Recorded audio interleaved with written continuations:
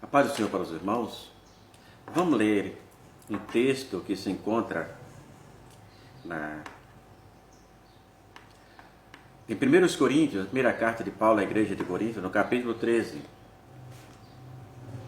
que tem como epígrafe, ou como título, que é a mesma coisa, a suprema excelência da caridade, ou amor.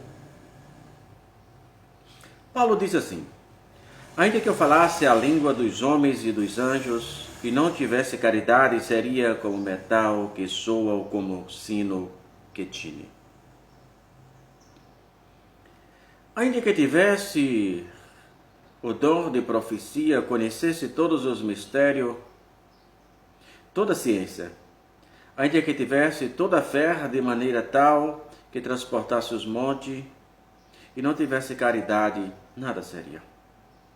Ainda que distribuísse toda a minha fortuna para sustento dos pobres, ainda que entregasse o meu corpo para ser queimado, se não tivesse caridade, nada disso me aproveitaria. A caridade é sofredora, benigna. A caridade não é invejosa. A caridade não trata com leviandade, não se soberbece, não se porta com a indecência, não busca seus interesses, não se irrita, não suspeita mal. Não folga com as injustiças, mas folga com a verdade. Tudo sofre, tudo crê, tudo espera, tudo suporta. A caridade nunca falha, mas havendo profecias serão aniquiladas. Havendo línguas, cessarão. Havendo ciência, desaparecerá. Porque em parte conhecemos, em parte profetizamos. A Igreja de Cristo, naquela época, estava valorizando demais os dons espirituais. Era como que estivesse havendo competições no meio da Igreja de Cristo. E Paulo vem colocando, não que quisesse acabar com as manifestações, não. Mas Paulo começa a regular, mostrando que ele fala na epígrafe a suprema excelência da caridade. Isso é, o amor é o maior de todos os dons.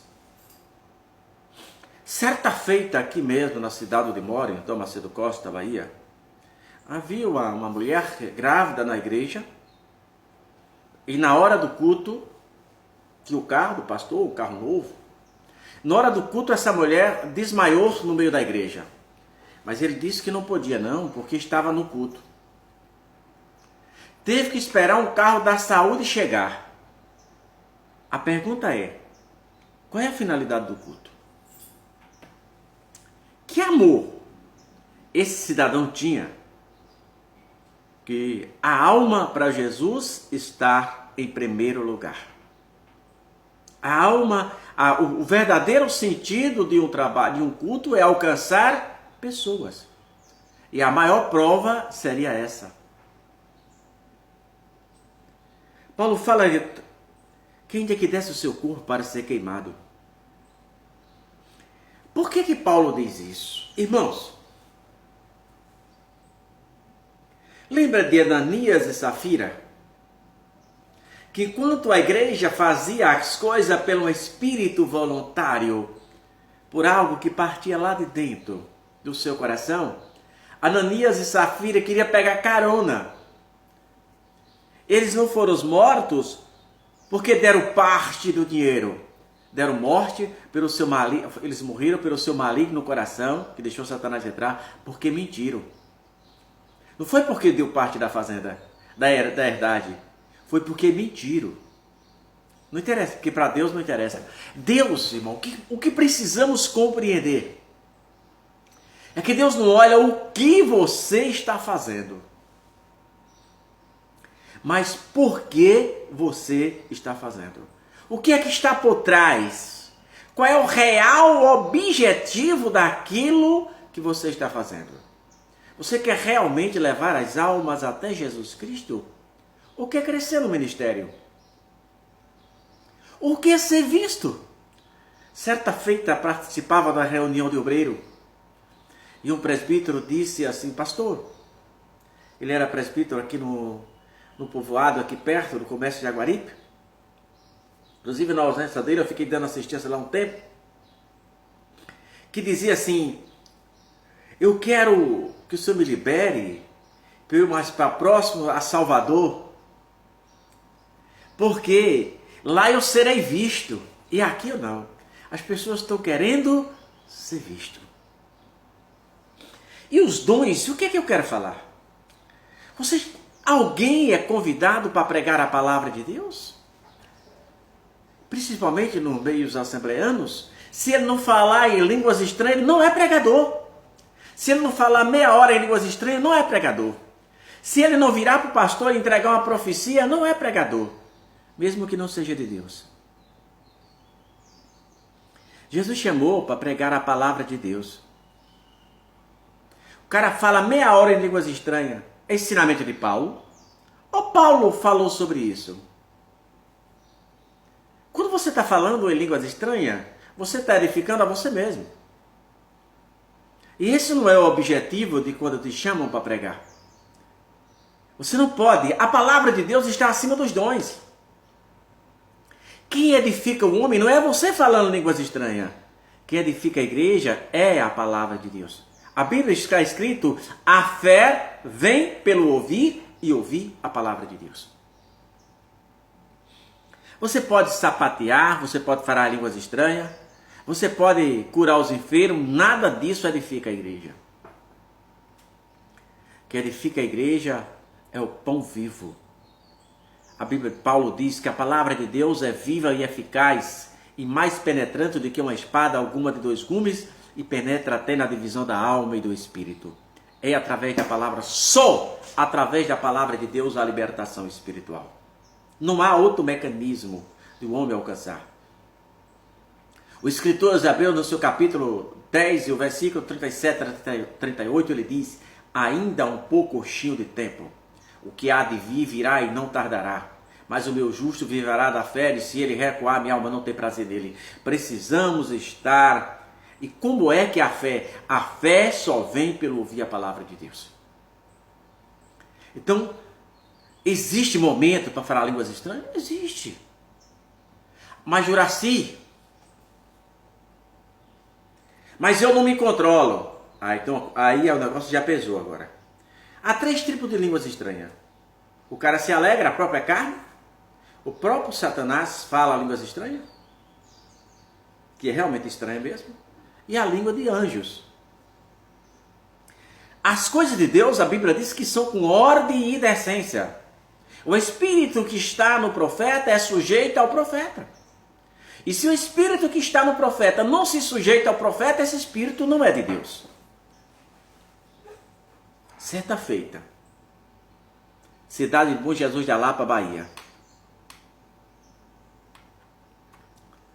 O pastor viajara e uma irmã apareceu de fora e a igreja do Senhor não tem se dado o luxo de pedir a Deus o dom do discernimento do Espírito e bate palma para quem não era para bater. Glorifica a quem não era para ser glorificado. E aquela irmã começava a falar línguas estranhas naqueles cultos durante a semana e começou a profetizar, e a igreja pegava fogo e incendiava glorificando a Deus. Quando o pastor chegou, alguém disse: pastor, a igreja está uma benção esses dias. Tem uma irmã de fora aí que Deus está usando grandemente. O pastor sábio não disse nada. Naquela noite, naquela região do Posto Jesus de Lapa, os pastores chegam na igreja, 6 e pouco da igreja, e começam a orar. São os primeiros a chegar. E ora, porque é uma região muito difícil, eles precisam realmente estar debaixo da oração. No horário normal, aquela irmã chegou e começou a orar, e daqui a pouco a chorar, e daqui a pouco começou a profetizar, e a igreja pega fogo. O pastor se levanta no púlpito, só diz assim: cale-se. Foi um banho de água fria para toda a igreja, que ficou murmurando. E o pastor desceu sem dizer nenhuma palavra. colocou a mão na cabeça daquela irmã e ela caiu no meio da igreja. Satanás estava enganando a igreja de Cristo. Vigia, irmão. Ah, Juraci, a minha igreja lá todo mundo profetiza, pula, sapateia, aí chega, cai de poder no meio da igreja. Quem está derrubando os crentes no meio da igreja é Satanás, não é poder não. Poder está na ação do verbo. Falta de conhecimento. Ainda que eu tivesse todos os dons, não tivesse amor. Não tivesse amor. Não adianta andar de carro importado. Até adianta aqui para essa vida. Mas se não tiver amor por aquele irmão que está com fome ao seu lado. Como você pode dormir em paz sabendo que o seu vizinho não jantou naquela noite? Não tomou café? Como alguém pode bater na tua porta te pedindo uma ajuda e você diz perdoe que eu não tenho? Ou você acha que Jesus não está olhando para isso? Paulo disse que o amor está acima de todas as coisas. O amor está acima da profecia. Está acima de tudo o amor. Jesus comissionou você. Está lá no livro de João, no capítulo 15, versículo 16. Ele disse, eu vos nomeei, eu vos chamei e vos nomeei, para que vades e dê fruto, e o vosso fruto permaneça, a fim de tudo quanto pedir a meu Pai, ele vos conceda.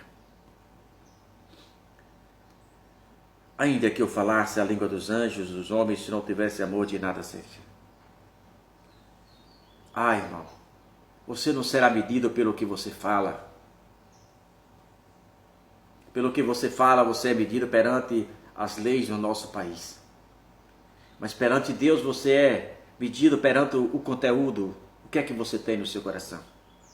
No vaso de Maria tinha unguento puro, alabastro, irmão. Alabastro era um vaso comum, irmão. Qualquer pessoa podia ter. Mas o que Maria tinha, nem todos podiam. O que Maria tinha naquele vaso era um unguento puro, equivalente a 300 dias de trabalho, aproximadamente 12 salários mínimos, aproximadamente 12 mil reais custava aquele produto que Maria tinha naquele vaso. 450 gramas aproximadamente de unguento. Custava 12 mil reais na nossa moeda hoje. O vaso só foi lembrado. Não foi porque era alabastro, que era um vaso de barro comum. Foi pelo conteúdo. Diante de Deus, você não será lembrado porque você é uma pessoa eloquente. Você não será lembrado porque tem um púlpito folheado a ouro. Você não será lembrado porque tem um carro importado, uma gravata importada, um paletó importado. Só usa sapato de marca, roupa de moda. Não. Você será lembrado pelo que você tem no seu coração diante de Deus. Essas coisas são coisas de homem. É como um unguento que tinha no vaso de Maria. O que é que você tem no seu vaso? O que é que você tem no seu vaso? O que você tem no seu vaso fará com que você seja lembrado pelas gerações futuras. Como os seus vizinhos olham para você como uma pessoa petulante, arrogante, metida. Como os seus vizinhos, como você tem um relacionamento com o seu vizinho? De amor. É por isso que você será lembrado. Por isso que ele disse que o amor, a supremacia do amor. Lembre, irmão, os dons espirituais não te farão mais crente. Os dons espirituais não é um sinônimo que você é mais crente do que o outro. Os dons é um dom de Deus, ele dá a que ele quer. Não é porque você merece, não é por isso, por A mais B. Mas tome cuidado. O amor. Sem amor, ninguém agrada a Cristo. E o amor se perde, o amor é algo abstrato. Não se comprova com palavras vazias, que se perde no horizonte. Se medes com atitudes plausíveis, se mede com ações perceptíveis. porque as nossas palavras nada valem.